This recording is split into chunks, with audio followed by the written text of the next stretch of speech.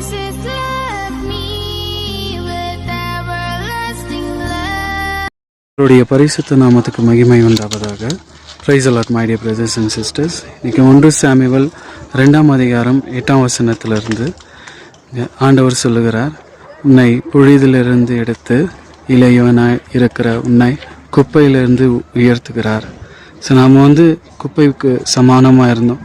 நம்ம ஒன்றுத்துக்கும் பிரயோஜனமே இல்லாத அழிவுக்கு நேராகவும் பாவத்துக்கு நேராகவும் போயிருந்தது நம்மை நம் ஆண்டவராக இயேசு கிறிஸ்து அவர் ரத்தத்தை சிந்தி நம்மளை இளைவனாக இருக்கிற நம்ம ஒன்றுது தகுதியில்லாத நம்மளை ஆண்டவரோட கிருபையினால் அவரோட இரக்கத்தினால நம்மளை தகுதிப்படுத்தி ஆண்டவர் நம்மளை உயர்த்துகிறாரு.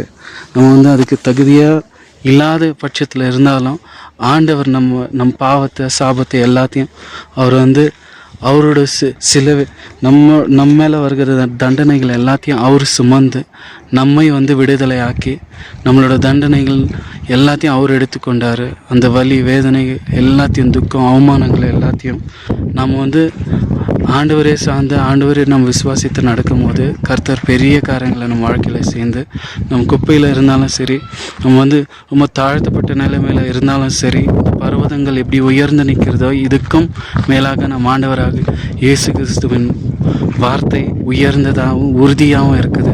ஸோ நம்ம ஆண்டவராக இயேசு கிறிஸ்துவின் வார்த்தையை சத்தியத்தின் பாதையை நாம் புரிஞ்சு கொண்டு சத்தியத்தை தெரிந்து கொண்டு ஆண்டவரே நாம் பற்றி கொண்டு இருப்போமானால் இந்த மலைகள் பெய்ந்தாலும் சரி ஆண்டவருக்குள்ளே நாம் நிலைத்திருப்போம். இனியும் நம்ம இதுக்காகவும் துக்கப்படவும் வருத்தப்படவும் தேவையில்லை. ஏன்னா நம்ம ஆண்டவராக இயேசு கிறிஸ்து நம் பட்சத்தில் இருக்கிறார்.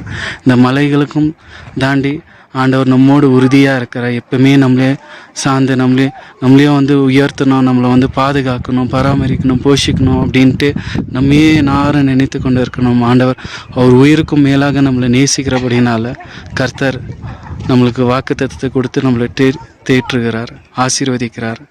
ஆமேன்.